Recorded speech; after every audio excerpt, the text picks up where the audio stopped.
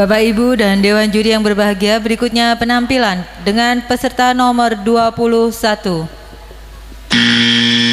Biografi Bung Karno, 1901. Soekarno pada waktu kecil bernama Kusno, lahir di Lawang Seketeng, Surabaya pada hari Kamis Pon tanggal 6 Juni 1901. Putra kedua dari pasangan Sukemi Sostro Diharjo dengan Ida Ayu Nyoman Rais Rimben. 1916 tamat dari European Leisure School ELS Mojokerto, kemudian meneruskan pendidikan di Huje Bagas School HBS Surabaya. Indekos di Rumah Haji Umar Said Cokro Aminoto.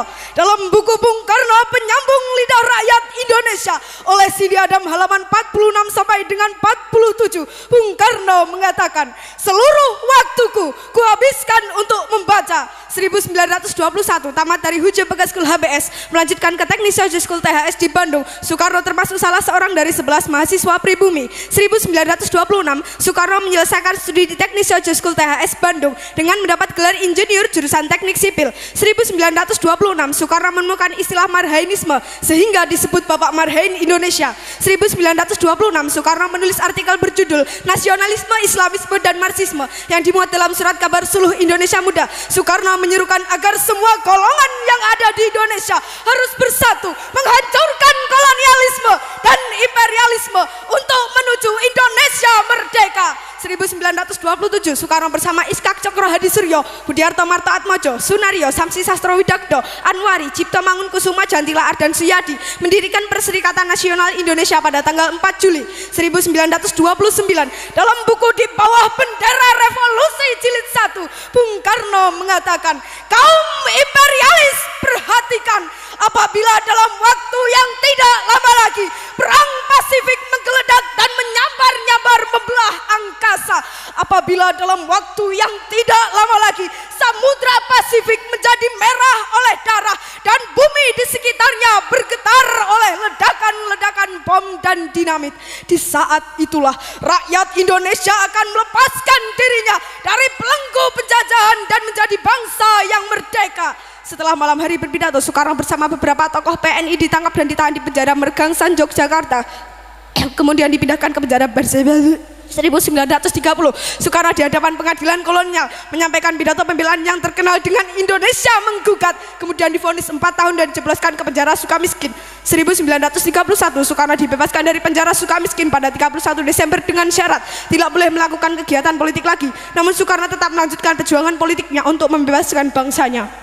Seorang pemimpin tidak berubah karena hukuman. Aku masuk penjara untuk memperjuangkan kemerdekaan dan aku meninggalkannya dengan tujuan yang sama. 1932 Soekarno bergabung ke Partai Indonesia Partindo untuk tetap melanjutkan perjuangan politik.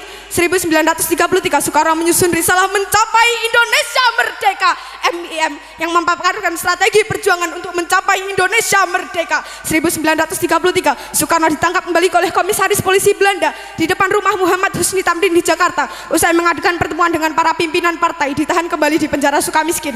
1934 Soekarno dibuang ke ND Flores tanggal 7 Februari tanpa diadili karena membangkang terhadap pemerintah kolonial. Soekarno aktif mempelajari tentang Islam dari buku-buku yang dikirim oleh Haji Ahmad Hasan dan menulis artikel-artikel serta surat-surat tentang Islam sehingga terbitlah risalah Surat-surat Islam dari ND. Soekarno juga mendirikan kelompok sandiwara Kelimutu dan menulis 12 judul naskah tonil.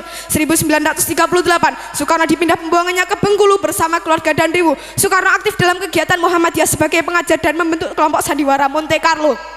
1942 Soekarno kembali ke Pulau Jawa setelah pemerintah kolonial Belanda menyerah kepada Jepang di Kali Jati Subang, dan yang pertama kali ditanyakan, di mana Hatta? 1943 Soekarno menjadi ketua Pusat Tenaga Rakyat Putra dibantu Muhammad Hatta, Ki Hajar Dewantara dan Kiai Haji Mas Mansur.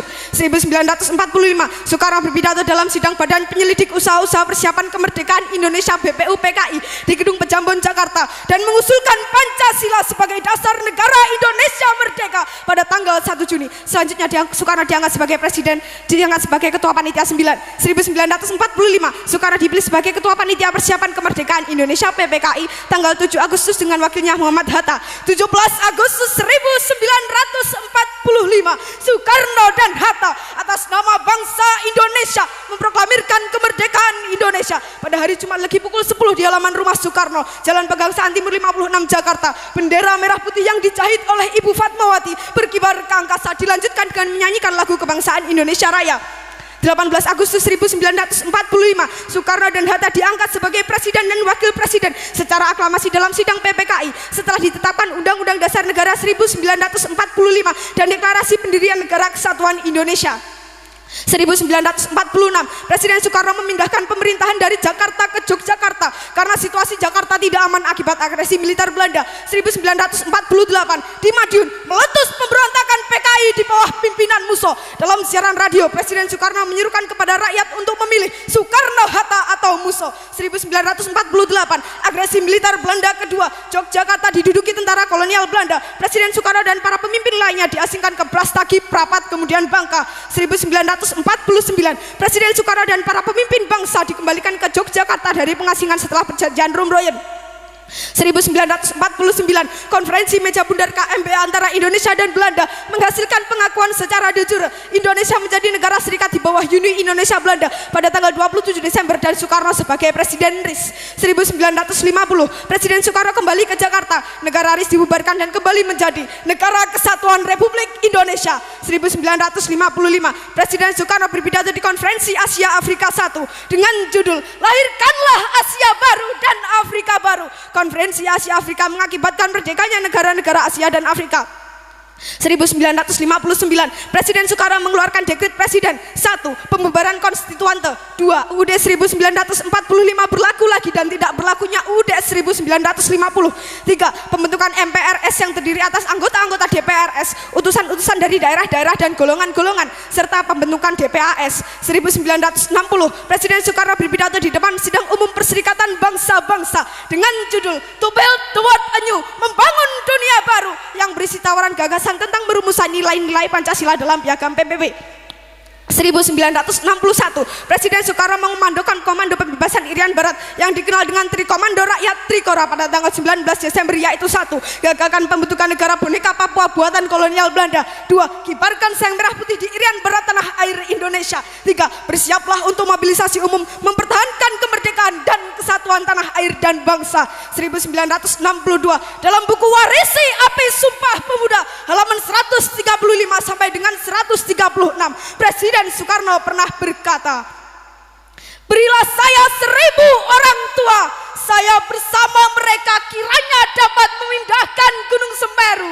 Tetapi apabila saya diberi 10 pemuda yang bersemangat dan berapi-api kecintaannya terhadap bangsa dan tanah tumpah darahnya, saya akan bisa menggemparkan seluruh dunia. 1963, Presiden Soekarno membuka Game of the New Emerging Force Ganevo di Jakarta. 1964, Presiden Soekarno mengomandokan Dikora. 1. Perhebat pertahanan Republik Indonesia. 2. Bantu perjuangan revolusioner rakyat Malaya, Singapura, Sabah, Sarawak dan Brunei untuk membubarkan negara boneka Malaysia.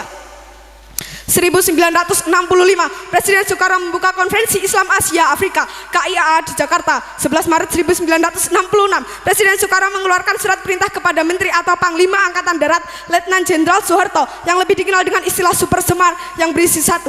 Mengambil segala tindakan yang dianggap perlu untuk terjaminnya keamanan dan ketenangan serta kestabilan jalannya pemerintahan dan kewibawaan pimpinan Presiden atau Panglima tertinggi atau pemimpin besar revolusi atau mandataris MPRS demi untuk keutuhan bangsa dan negara Republik Indonesia dan melaksanakan dengan pasti segala ajaran pemimpin besar revolusi. 2. Mengadakan koordinasi pelaksanaan perintah dengan Panglima Angkatan lain dengan sebaik-baiknya. 3. Supaya melaporkan segala sesuatu yang bersangkut paut dalam tugas dan tanggung jawab seperti tersebut di atas.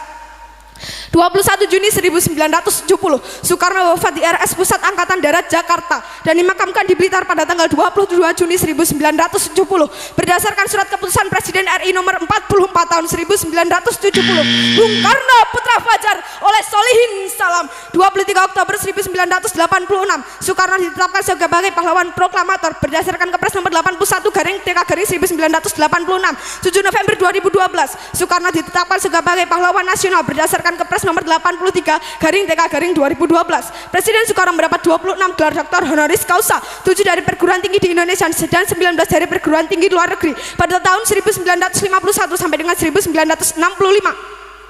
30 Januari 1951, Dr. Honoris Causa dalam ilmu hukum Manila, Filipina, Far Eastern University. 19 September 1951, Dr. Honoris Causa dalam ilmu hukum Yogyakarta, Indonesia, Universitas Gadjah Mada. 24 Mei 1956, Dr. Honoris Causa dalam ilmu hukum USA, Columbia University. 27 Mei 1956, Dr. Honoris Causa dalam ilmu hukum Michigan, USA, Michigan University. 8 Juni 1956, Dr. Honoris Causa dalam ilmu hukum Montreal, Kanada, McGill. 23 Juni 1956, Dr. Honoris Causa dalam ilmu teknik West Berlin, Jerman, Berlin University. 11 September 1956, Dr. Honoris Causa dalam ilmu hukum Moskow, USSR, Lomonosov University. 13 September 1956, Dr. Honoris Causa dalam ilmu hukum Belgrade, Yugoslavia, Beograd University. 23 September 1956, Dr. Honoris Causa dalam ilmu hukum Praha, Cekoslovakia, Karlova University. 27 April 1959, Dr. Honoris Causa dalam ilmu hukum Istanbul, Turki, Istanbul University. Demikian biografi Bung Karno. Hanya bangsa yang berani mengambil nasib dalam tangan sendiri akan berdiri dengan kuatnya. Merdeka, merdeka, merdeka. Sekian, terima kasih.